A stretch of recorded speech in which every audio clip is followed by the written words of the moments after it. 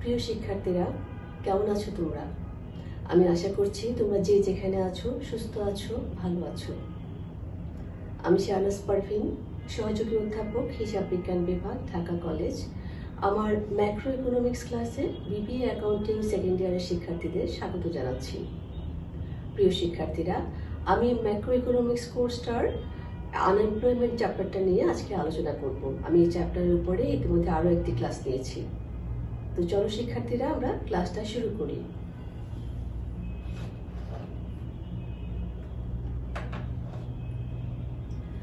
আজকে আমি unemployment chapter বা বেকারত্ব চ্যাপ্টারের যে টপিকসগুলো আলোচনা করব সেটা হচ্ছে তোমার বেকারত্ব আর্থসামাজিক যে ফলাফল, অর্থাৎ কুফল, যেটা বলি যে খারাপ যে এফেক্ট, সেটা নিয়ে আমরা আলোচনা করব এবং কিভাবে সেটার প্রতিকার করা যায় সেটা নিয়ে আমরা আলোচনা করব। আর এছাড়া আমি ফিলিপস কার্ভটা নিয়ে আলোচনা করব। তো প্রথমে আমার আলোচনার টপিকসটা হচ্ছে socio economic impact of unemployment অথবা এভিলস অফ আনএমপ্লয়মেন্ট। হ্যাঁ, বেকারত্বের তোমার আর্থসামাজিক যে প্রভাবটা সেটা, অথবা এটাকে বলা হচ্ছে বেকারত্বের কুফল, বাংলা করলে এটাই দাঁড়ায়। তো প্রথম পয়েন্টটা হচ্ছে এখানে পোভার্টি বা দারিদ্র, 2 নম্বর হচ্ছে ভিশিয়াস সার্কেল অফ পোভার্টি বা দারিদ্র্যের দুষ্ট চক্র, 3 নম্বর হচ্ছে ইনকাম ইনইকুয়ালিটি বা আয়ের বৈষম্য, 4 নম্বর হচ্ছে decrease in growth of GNP. হ্যাঁ, তোমার জাতীয় আয়ের প্রবৃদ্ধি হ্রাস, 5 নম্বর হচ্ছে লো স্ট্যান্ডার্ড অফ লিভিং বা তোমার জীবনযাত্রার মান, নিম্নমানের জীবনযাত্রা, 6 নম্বর হচ্ছে hamper of human resource development, মানব সম্পদের উন্নয়নের ব্যাঘাত, 7 নম্বর হচ্ছে সোশ্যাল আনরেস্ট, সামাজিক বিশৃঙ্খলা, 8 নম্বর হচ্ছে পলিটিক্যাল ইনস্টেবিলিটি বা রাজনৈতিক অস্থিতিশীলতা, এবং 9 নম্বর হচ্ছে ইনক্রিজ অফ ল্যান্ডলেস পিপল, ভূমিহীন জনগণ সংখ্যা বৃদ্ধি। এই টপিকসগুলো নিয়ে আমি আলোচনা করব। প্রথমে আসছে 1 নম্বর যে টপিকসটা, 1 নম্বর যে পয়েন্ট, সেটা পোভার্টি। পোভার্টি যার বাংলাটা হচ্ছে, আমি বলেছিলাম, দারিদ্র। বেকারত্ব আসলে একটা অর্থনীতিতে বা একটা সমাজে একটা খারাপ ইফেক্ট ফেলে থাকে, একটা ক্ষতিকর একটা প্রভাব ফেলে থাকে। তো তারই একদম প্রথম সেটা পয়েন্ট যেটা হচ্ছে যে পোভার্টি বা দারিদ্র, অর্থাৎ বেকার হওয়ার সঙ্গে সঙ্গেই কিন্তু দেখা যাবে যে বেকার যে ব্যক্তি বা যারা বেকারত্বের এই অভিশাপটার মধ্যে পড়ে যান, তাদের কিন্তু খুব দ্রুত তারা দারিদ্র্যের সময় নিচের দিকে নামতে থাকেন। এবং যেহেতু তাদের কোনো ইনকাম থাকে না, সুতরাং তাদের জীবনযাত্রার মানটা নেমে যায়, তাদের জীবনের দারিদ্রতা নেমে আসে, জীবনযাত্রার যেই লিভিং যে স্ট্যান্ডার্ড, এটা খুব দ্রুত নিচের দিকে নামতে থাকে। 2 নম্বর হচ্ছে ভিশাস সার্কেল অফ পভার্টি বা দারিদ্র্যের দুষ্ট চক্র। দারিদ্র্যের দুষ্ট চক্র কি? এটা আসলে যেই দেশে বা যেই অর্থ ব্যবস্থার মধ্যে বলি, যদি সেখানে বেকারত্ব থাকে, আমি লাস্ট ক্লাসে আলোচনা করেছিলাম তোমাদের বেকারত্বের স্বাভাবিক হার কি তোমাদের মনে আছে কিনা জানি না, যদি তোমরা সেই ক্লাসটা না দেখে থাকো তাহলে তোমরা সেটা দেখে নেবা। যদি কোনো অর্থনীতিতে বা কোনো আমরা একটা দেশের কথাই বলি, কোনো দেশের যদি বেকারত্বের হার স্বাভাবিক হারের চাইতে বেশি হয়ে থাকে, তখন দেখা যাবে কি যে সেটা যদি দ্রুত বৃদ্ধি পেতে থাকে, সেটা যদি আস্তে আস্তে বৃদ্ধি পেতে থাকে, তাহলে দেখা যাবে কি যে সেই দেশের তোমার দারিদ্রটা একটা দুষ্ট চক্রের মধ্যে পড়ে যায়। কিভাবে পড়ে যায় আমি বলছি। যারা বেকার হয়, মনে করো তাদের আয়ের সোর্সটা বন্ধ হয়ে যায়। তো তাদের আয়ের সোর্স বন্ধ হয়ে গেলে দেশের মোট আয়টা কমে যায়। মোট আয় কমে গেলে কি হবে? আয় যদি না থাকে তাহলে সেখান থেকে সঞ্চয় হয় না, সঞ্চয় না হলে মূলধন গঠন হয় না, মূলধন গঠন না হলে কি হয় না? বিনিয়োগ হয় না, আর বিনিয়োগ না হলে তোমার আবার লোকের কর্মসংস্থান হয় না এবং বেকারের সংখ্যা আরো বৃদ্ধি পায় এবং জাতীয় আবার আয়টা আরো কমতে থাকে। এই যে একটা সাইকেল, এই সাইকেলের মধ্যে কিন্তু তখন পড়ে যায়। এটাকে বলা হচ্ছে দারিদ্র্যের দুষ্ট চক্র। আমাদের 3 নম্বর পয়েন্ট সেটা হচ্ছে ইনকাম ইনইকুয়ালিটি বা আয়ের বৈষম্য। আয়ের বৈষম্য কিরকম? যিনি ধরো যার কর্মসংস্থান আছে এবং যিনি বেকার হলেন, এই দুজনের মধ্যে কিন্তু তখন অনেকটা ডিফারেন্স সৃষ্টি হয়ে যায়। যার কর্মসংস্থান আছে, যার আয় আছে, সে তো একটা শৃঙ্খলার মধ্যে থাকতে পারে, তার লিভিং স্ট্যান্ডার্ডটা একটা মোটামুটি একটা মান বা ভালোই চলতে থাকে। কিন্তু যিনি বেকার হয়ে গেলেন তিনি তো তার আগে সেই বেকার হওয়ার আগের যে অবস্থা আর বেকার হওয়ার পরের যে অবস্থা, দুটার মধ্যে কিন্তু অনেক একটা পার্থক্য চলে আসে। সুতরাং যাদের কর্মসংস্থান আছে এবং যারা কর্মহীন হয়ে গেলেন, এই দুইয়ের মধ্যে কিন্তু ভালো একটা বৈষম্য তৈরি হয়ে যায়। এটা এখানে মধ্যে বলা হচ্ছে যে সমাজে বা ওই দুই ব্যক্তির মধ্যে ইনকাম ইনইকুয়ালিটি বা আয়ের বৈষম্য সৃষ্টি হয় বেকারত্ব থাকলে। 4 নম্বরে আসছি আমরা, decrease in growth of GNP. তোমার জাতীয় আয়ের যে প্রবৃদ্ধি এটা হ্রাস পায়। এটা কিভাবে হ্রাস পায়? আমি যখন দুষ্টু চক্রটা আলোচনা করলাম তোমরা নিশ্চয়ই সেটা বুঝতে পেরেছো। যদি তোমার একটা দেশের কর্মক্ষম ব্যক্তি আছে, তাদেরকে যদি কাজে লাগানো না যায়, তাহলে তো একটা জিনিস আমরা মোটামুটি পরিষ্কার যে জাতীয় আয়টা কিন্তু সেখানে সেভাবে আমাদের ইনক্রিজ হচ্ছে না। সবগুলা মানুষকে, সবগুলা মানব সম্পদকে যদি কাজে লাগানো যায়, সবগুলো ন্যাচারাল রিসোর্সকে যদি কাজে লাগানো যায়, তাহলেই কিন্তু জাতীয় আয়টাকে আমরা উপরের দিকে নিতে সক্ষম হব। কিন্তু যদি দেশের একটা নির্দিষ্ট সংখ্যক লোক বেকারই থেকে গেল, কর্মহীনই থেকে গেল, তো তাদের তো কোনো আয় হচ্ছে না। তো তাদের যে আয় হচ্ছে এটা কিন্তু আমাদের মোট আয়টার সঙ্গে যুক্ত হচ্ছে না। অর্থাৎ কেউ যদি আগে আয় করতে পারতো, পরে যদি বেকার হয়ে গেল, তাহলে কি হলো, মোট আয়টা কিন্তু আস্তে আস্তে আমাদের কমতে থাকবে। তো সেটাই বলা হচ্ছে। আর কমতে থাকলে কি হয়, আমি তো এখানে মধ্যে যেটা যে দারিদ্র যে দুষ্ট চক্র সেখানে আমি আলোচনা করলাম, যদি আয় না থাকে তাহলে কি হবে না, সঞ্চয় হবে না।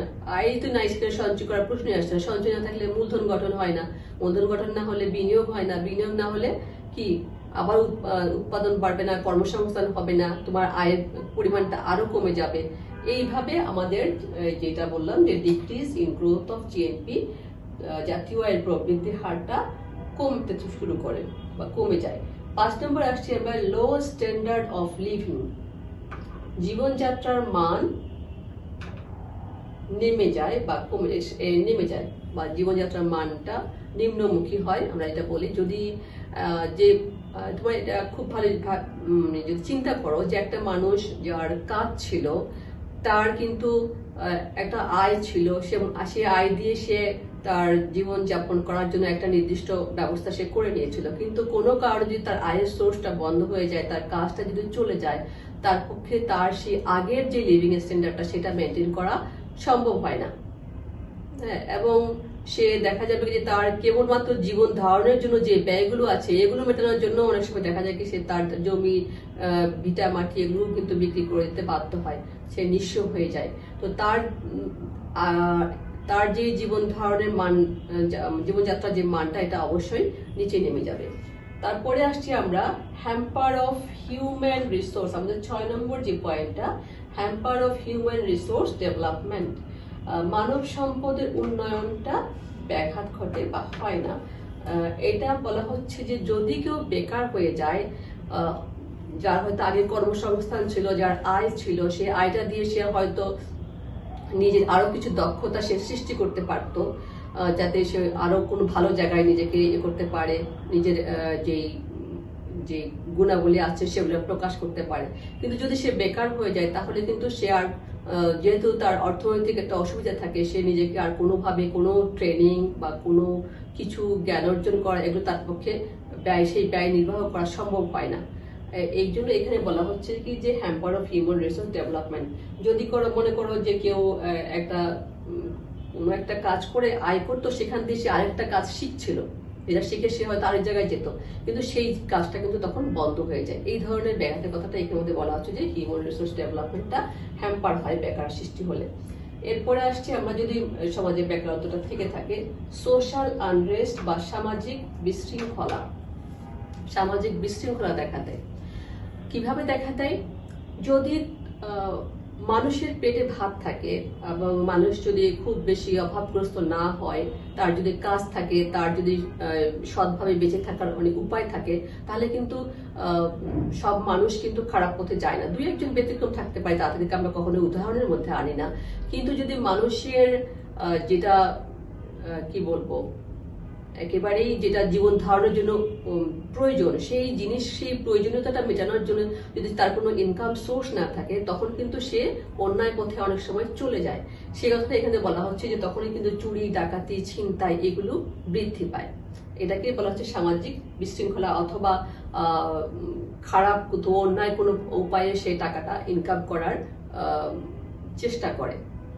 এরপরে আসছি আমরা পলিটিক্যাল ইনস্টেবিলিটি বা রাজনৈতিক অস্থিতিশীলতা। এই রাজনৈতিক অস্থিতিশীলতাটা কিভাবে সৃষ্টি হয়?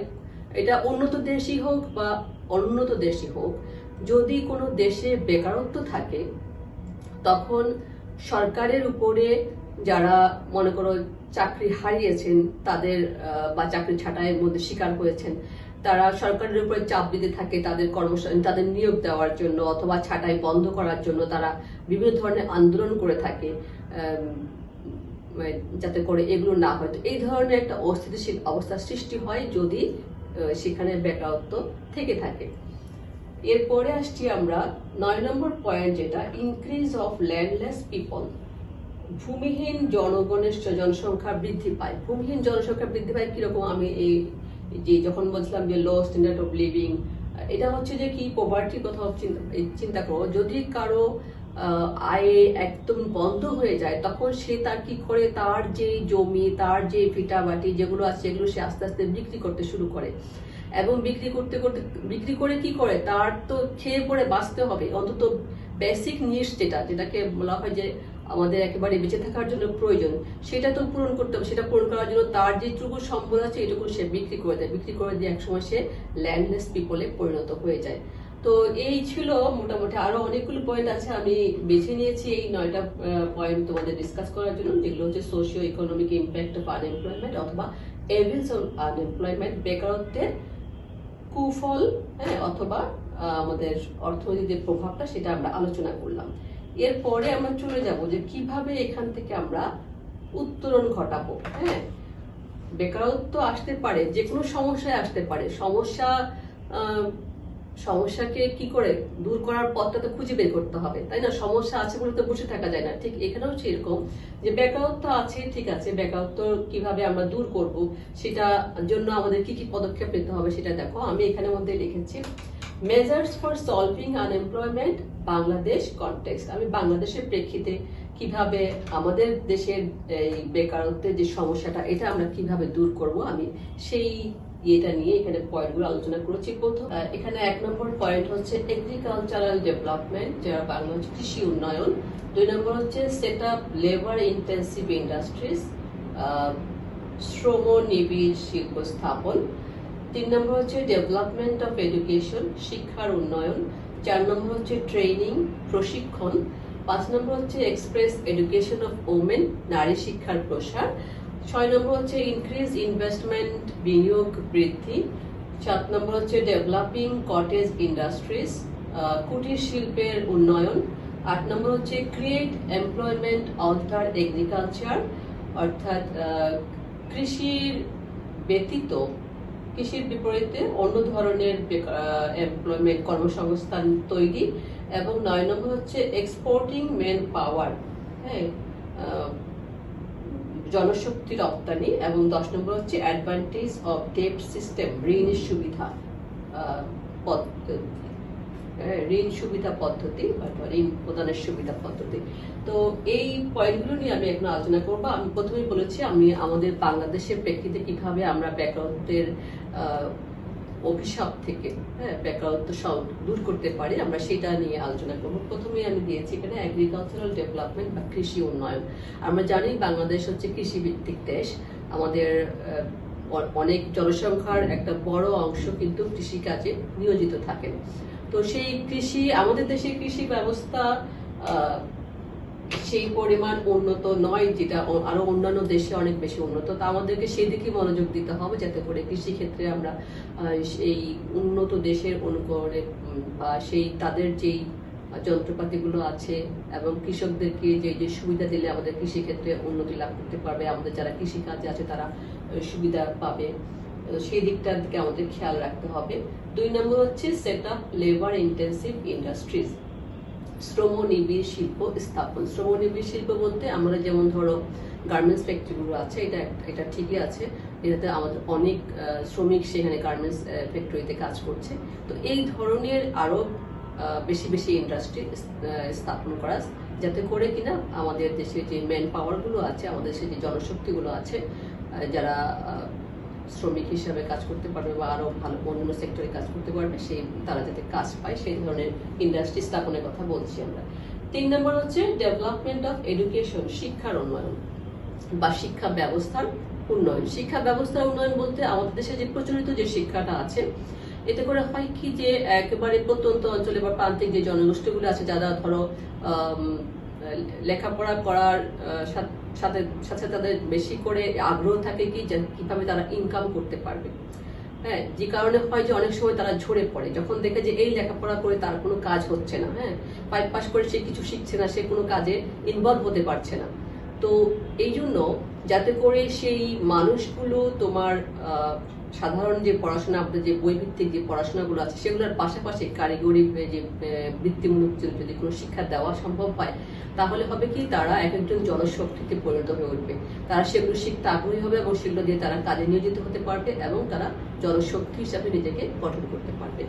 এরপরে আসছে আমরা ট্রেনিং বা প্রশিক্ষণ। প্রশিক্ষণের গুরুত্ব এটা সব দেশেই রয়েছে, এটা শুধু আমাদের দেশে বলি না। প্রশিক্ষণ তো মানুষকে কাজের জন্য পারফেক্ট করে তোলে। এখন ধরো প্রতিনিয়তই তোমার বিশ্বে নতুন নতুন যন্ত্রপাতি আবিষ্কার হচ্ছে, সেগুলোর কাজকর্ম যদি প্রশিক্ষণ দিয়ে না শেখানো হয়, সেগুলোতে যদি অ্যাডজাস্ট আমরা অভ্যস্ত হয়ে না করতে পারি, তাহলে কিন্তু আমরা উন্নতির দিকে যেতে পারবো না। সুতরাং আমাদের দেশের মানুষগুলো যাতে এই আধুনিক যন্ত্রপাতিগুলো ব্যবহারে দক্ষতা অর্জন করতে পারে, সেজন্য প্রশিক্ষণ দেওয়ার দরকার রয়েছে। এবং প্রশিক্ষণের মাধ্যমে কিন্তু আমরা মানুষগুলোকে কি করতে পারবো, যে তাদেরকে তাদের বিভিন্ন জায়গায় বসিয়ে তারা কাজগুলো করাতে পারবো। এরপরে আসছি আমরা এক্সপ্রেস এডুকেশন অফ ওমেন, হ্যাঁ, নারী শিক্ষার প্রসারটা বলা হচ্ছে। নারী শিক্ষার প্রসার অবশ্যই গুরুত্বপূর্ণ, কেননা আমাদের দেশের যে জনসংখ্যা তার অর্ধেকই কিন্তু নারী। তো এই নারীদেরকে যদি ঘরে বসিয়ে রাখা হয় বা তারা শুধু ঘর সংসারই করবে, এই ধরনের চিন্তা ভাবনা যদি আমরা থেকে যাই, তাহলে কি হবে, আমাদের অর্ধেকটাই কিন্তু আমাদের কি বলবো উন্নতির দিক থেকে আমরা বন্ধ করে রাখলাম। অর্ধেক রাস্তা আমাদের বন্ধ করে রেখে বা অর্ধেক সুযোগটাকে আমরা বন্ধ করে রেখে আমরা উন্নতির কথা চিন্তা করছি। তো আমাদের সেখান থেকে অবশ্যই বের হয়ে আসতে হবে। আমাদের নারীদেরকে শিক্ষিত করতে হবে, তাদের জন্য বিভিন্ন কাজের সংস্থান যেগুলো, তারা যাতে বিভিন্ন কাজে কর্মে অংশগ্রহণ করতে পারে সেই ব্যবস্থা করে দিতে হবে। এটা ছিল একটা কথা, যাতে করে এটা আমাদের দেশে হয়। এখন তো ধরো যারা শিক্ষিত ভাবে সেখানে নেই, কিন্তু প্রান্তিক যারা গরিব মানুষ যারা, তারা কিন্তু কি করে, মেয়েদেরকে দিয়ে বিভিন্ন ঘরে কাজকর্ম করায়, তারা যে ইনকাম করতে পারে, তারা যে লেখাপড়া শিখে কিছু করতে পারে, জ্ঞান অর্জন করে তারা যে আয় করতে পারবে, এই চিন্তাটা কিন্তু সেই মানুষগুলোর মধ্যে নাই। তাদের মধ্যে সেগুলো দিতে হবে এবং মেয়েদেরকে শিক্ষার দিকে টেনে নিয়ে আসতে হবে, তাদেরকে শিক্ষিত করতে হবে। শিক্ষিত করলে সেই নারীগুলো কিন্তু কি করতে পারবে, আমাদের জাতীয় আয়ে একটা ভূমিকা রাখতে পারবে। এরপরে আসছে আমরা পরের পয়েন্ট, সেটা হচ্ছে 6 নম্বর, ইনক্রিজ ইনভেস্টমেন্ট, বিনিয়োগ বৃদ্ধি করতে হবে। বিনিয়োগ যদি বৃদ্ধি করা না যায় তাহলে কি হবে, ওই যেটা বললাম, বিনিয়োগ বৃদ্ধি না হলে উৎপাদন হবে না, কর্মসংস্থান হবে না, কর্মসংস্থান না হলে আয় বৃদ্ধি পাবে না। সুতরাং যদি কারো উপার্জিত আয় থাকে, সেটাকে যেন অলস ভাবে ফেলে না রেখে কোনো না কোনো সেক্টরে সেটা যদি ইনভেস্ট করা হয়, তাহলে কি হবে, আমাদের জাতীয় আয়ের মধ্যে সেই টাকাটা একটা ভূমিকা রেখে থাকবে। সুতরাং ইনভেস্টমেন্ট একটা গুরুত্বপূর্ণ পয়েন্ট আমাদের এই বেকারত্ব দূর করার জন্য। ইনভেস্টমেন্ট করলে যে কোনো সেক্টরে, ধরো তোমার যদি কিছু টাকা থাকে, সে একটা পোল্ট্রি ফার্ম করলো, পোল্ট্রি ফার্ম করলে হয়তো দেখা যাবে যদি এটা বড় হয়, একজনের পক্ষে কিন্তু সেটা পরিচালনা করা সম্ভব হয় না। সেখানে কিন্তু 2-4 জন লোক লাগে, তারা কিনা ওই কাজগুলো সাহায্য করতে। ওই যে 2-4 জন লোক ওখানে কর্মসংস্থান হলো, এটাও কিন্তু বড় কথা না। একজনের থেকে 3 জন হলে আরো 10 জন থেকে 12 জন থেকে, এইভাবে কিন্তু কর্মসংস্থান ক্রিয়েট হবে। সুতরাং ইনভেস্টমেন্ট করতে হবে। এরপরে আসছি আমরা 7 নম্বর পয়েন্ট, যেটা ডেভেলপিং কটেজ ইন্ডাস্ট্রি, কুটির শিল্পের উন্নয়ন। কুটির শিল্পের উন্নয়ন বলতে, এই কুটির শিল্পের উন্নয়ন করলে যেটা হবে, যেটা আমি বলছিলাম যে বাংলাদেশের মানুষ হচ্ছে তোমার বেশিরভাগই কৃষিজীবী, তারা কৃষিকাজ করে তাদের জীবন ধারণ করে থাকে। তো তারা হয় কি যে তোমার একটা সময় পরে মৌসুমী বেকারত্ব হয়ে যায়। আমি বেকারত্বের যখন প্রোগ্রামে আলোচনা করেছিলাম তখন বলেছিলাম যে কৃষক যারা কৃষি কাজ করে থাকে তাদের দেখা যায় যে বর্ষাকালে অনেক সময় কোনো কাজ থাকে না, এক একটা সময় সিজনে তারা মৌসুমী বেকারত্বের শিকার হয়। আবার আছে কি দেখা যাচ্ছে যে হয়তো কৃষকের পরিবারে 5 জন সদস্য আছে, আমি এটা বলেছিলাম তখন যে 3 জনের কাজ 5 জনে মিলে করছে, অর্থাৎ 2 জনের কাজে কিন্তু কোনো কি বলবো কোনো উৎপাদনের ক্ষেত্রে কোনো ভূমিকা রাখছে না। তো এই ধরনের বেকারত্বকে বলা হচ্ছে ছদ্মবেশী বেকারত্ব, তারা আসলে বেকার। তো এই যে 2 ধরনের বেকারত্ব, এটা কিন্তু আমরা কুটির শিল্পের উন্নয়নের মাধ্যমে দূর করতে পারি। কিভাবে করতে পারি? কুটির শিল্পের মাধ্যমে তাদেরকে আমরা কাজগুলো শিখালাম, তাদেরকে প্রশিক্ষণ দিলাম যে তোমরা এই কাজগুলো করতে পারো, তারপরে যদি তাদেরকে কোনো ঋণ সুবিধা দেওয়া হয় তারা তাহলে সেটা নিয়ে তারা নিজেরা সেই কাজটা করে কিছু আর্ন করতে পারবে, তাদের কর্মসংস্থান সৃষ্টি হবে। এরপরে আসছি আমরা ক্রিয়েট এমপ্লয়মেন্ট অল্টার এগ্রিকালচার, কৃষির বিকল্প কর্মসংস্থান সৃষ্টি। কৃষির বিকল্প কর্মসংস্থান সৃষ্টি যেমন ধরো আমি একটু আগে বললাম যে ডেভেলপিং কটেজ ইন্ডাস্ট্রি, যদি আমরা কুটির শিল্পের মাধ্যমে ওই সমস্ত মানুষদেরকে যারা কৃষি কাজ করতে শুধুমাত্র অভ্যস্ত, অন্য কোনো কাজ পায় না, তাদেরকে যদি আমরা বিকল্প যে আরো কতগুলো কাজ রয়েছে সেগুলো যদি আমরা তাদেরকে শিখিয়ে দেই, তাদেরকে যদি সেগুলোতে আমরা নিযুক্ত করতে পারি, তাহলে কিন্তু দেখা যাবে কি যে আমাদের মানুষগুলো সবারই মোটামুটি কর্মসংস্থান হচ্ছে। তারা মানে 3 জনের কাজ 5 জনে মিলে করছে না, 5 জনে করছে না। তো এরপরে আসছি আমরা 9 নম্বর হচ্ছে এক্সপোর্টিং মেন পাওয়ার বা জনশক্তি রপ্তানি। জনশক্তি রপ্তানি এটা তো আমাদের দেশের জন্য খুবই একটা গুরুত্বপূর্ণ বিষয়। আমাদের যেমন আমি প্রথম ক্লাসে বলেছিলাম তোমাদের লেবার মার্কেট নিয়ে, যে শ্রম বাজার, তোমরা মার্কেটিং এ পড়েছো। বাজার মানে কি? বাজার মানে হচ্ছে কি যে পণ্যের চাহিদা যেখানে আছে সেটাই হচ্ছে সেই পণ্যের বাজার। এখানেও ঠিক সেরকম শ্রম বাজার হচ্ছে সেরকম, যেখানে আমাদের দেশের হয়তো শ্রমিক আছে কিন্তু তার কাজটা হয়তো বিশ্বের অন্য কোনো জায়গায় আছে, সেটা তার জন্য শ্রম বাজার। সে সেখানে যে তার কাজটা করবে এবং তার এমপ্লয়মেন্ট হবে সেখানের মধ্যে। তো আমাদের দেশ থেকে যাচ্ছে মানুষজন, তোমরা ইদানিং দেখছো সৌদি আরবে যাচ্ছে, করোনার এটা এখন যাচ্ছে তারা। তো তার এইভাবে আমরা যে মানুষ পাঠাতে পারছি এবং তারা যে ওখানে যে কাজ করছে সেখান থেকে তারা বৈদেশিক মুদ্রা অর্জন করে আমাদের দেশে পাঠাচ্ছে, এতে করে আমাদের বৈদেশিক মুদ্রার আয়টা হচ্ছে। তো এটা করলে হয় কি মানুষের কর্মসংস্থান হয় এবং তারা যে টাকাটা পাঠায় সেটা আমাদের মোট আয়ের মধ্যে একটা বড় ভূমিকা রেখে থাকে। তারপরে আসছে আমরা 10 নম্বর হচ্ছে অ্যাডভান্টেজ অফ ডেট সিস্টেম বা ঋণের সুবিধা, ঋণ দানের যে সুবিধা সেটা কথা বলা হচ্ছে। যেটা বলছিলাম আমি যে কটেজ ইন্ডাস্ট্রির মাধ্যমে যদি আমরা শিখাই, শেখানোর পর তাদেরকে যদি ঋণ দেওয়া হয় তাহলে তারা সেই কাজে নিয়োজিত হতে পারবে। এই বিভিন্ন যারা মনে করো আত্মকর্মসংস্থান সৃষ্টি করে, যারা নিজেই নিজের কাজটা খুঁজে নিতে চায় কিন্তু তাদের হয়তো টাকার অভাব আছে, তাদেরকে যদি স্বল্প সুদে ঋণ দেওয়া হয় এবং তারা সেই ঋণটা নিয়ে তাদের কাজটা করতে পারে, তাহলে কর্মসংস্থান অবশ্যই হবে। তো এই সমস্ত পদক্ষেপের মাধ্যমে আমরা আমাদের দেশের প্রেক্ষিতে বা অন্যান্য দেশেও তোমার বেকার সমস্যাটা দূর করতে পারবো আশা করছি আমরা। তো চলো শিক্ষার্থীরা, আমরা এর পরবর্তী যে টপিক সেটা আমি বলেছিলাম যে ফিলিপস কার্ভসটা নিয়ে আমি আলোচনা করব। ফিলিপস কার্ভস এটা হচ্ছে তোমার W.A. ফিলিপ, একজন ব্যক্তি যিনি কিনা যুক্তরাজ্যে তোমার অনেকদিন ধরেই যুক্তরাজ্যের মুদ্রাস্ফীতি এবং বেকারত্ব এই দুইটা নিয়ে উনি গবেষণা করছিলেন এবং গবেষণা করে উনি একসময় দেখলেন যে এই দুটার মধ্যে বিপরীত সম্পর্ক বিরাজ করছে। যদি মুদ্রাস্ফীতিটা কমানো হয় তাহলে বেকারত্ব বৃদ্ধি পায়, আবার বেকারত্ব যদি কমানো হয় তখন মুদ্রাস্ফীতি বৃদ্ধি পায়। তো এই জিনিসটাই আসলে ফিলিপস কার্ভ বলেছিলেন, সেই যেটা উনি রেখাচিত্রের মাধ্যমে দেখিয়েছিলেন, সেই জন্য সেটাকে বলা হচ্ছে ফিলিপস কার্ভ। এখানে কি বলা আছে দেখো, when presented or graphically charted the inverse relationship between inflation and unemployment rate is called as Phillips curve. যখন তোমার এটা মানে করা হয়, প্রেজেন্টেড করা হয় অথবা গ্রাফিক্যালি চার্ট করে দেখানো হয় কোন জিনিসটা, the inverse relationship between inflation and unemployment rate.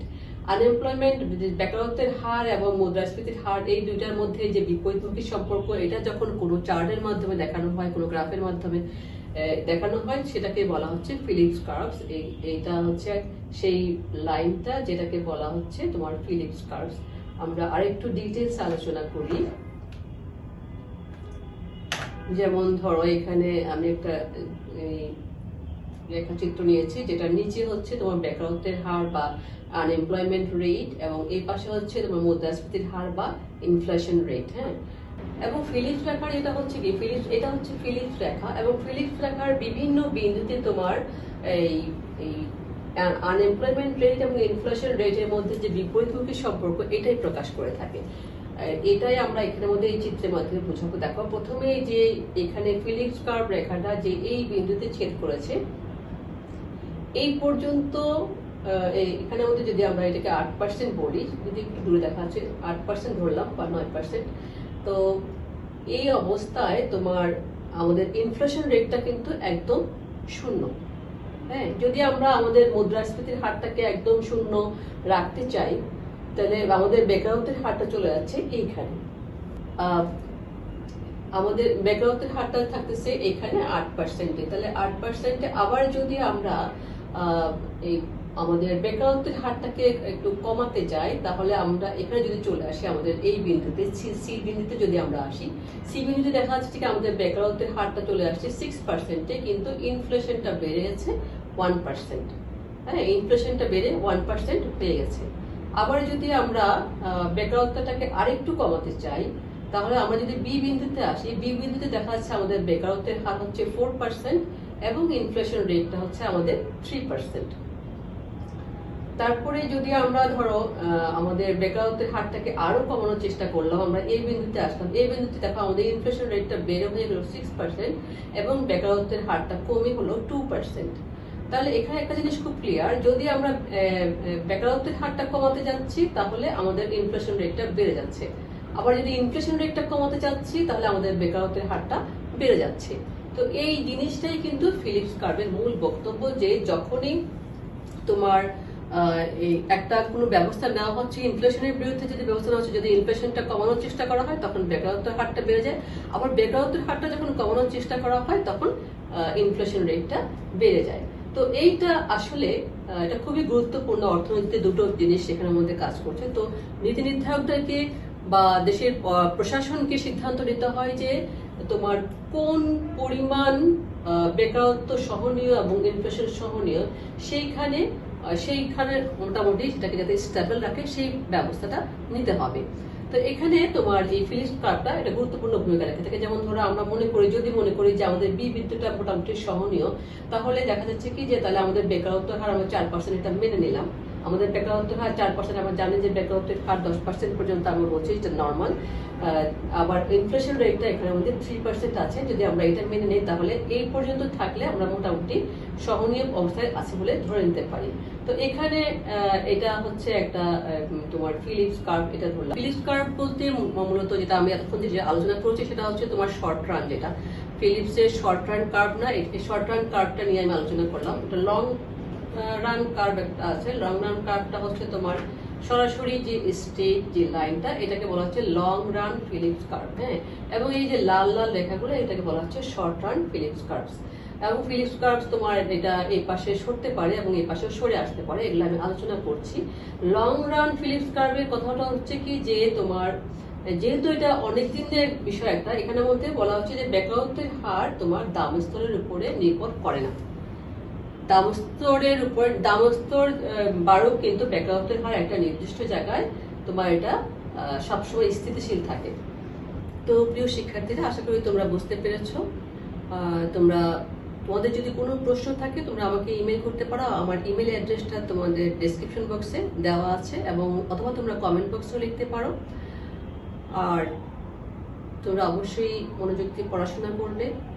যদিও আমরা একটা কঠিন সময় পার করছি, কিন্তু সময় কিন্তু চলে যাচ্ছে, সুতরাং পড়াশোনাটা করলে তোমরা ভালো করবে, আমি আশা করছি সেটা তোমরা পড়াশোনা করবে। আর স্বাস্থ্যবিধি অবশ্যই মেনে চলবে। আশা করি সবাই ভালো থাকবে। আল্লাহ হাফেজ।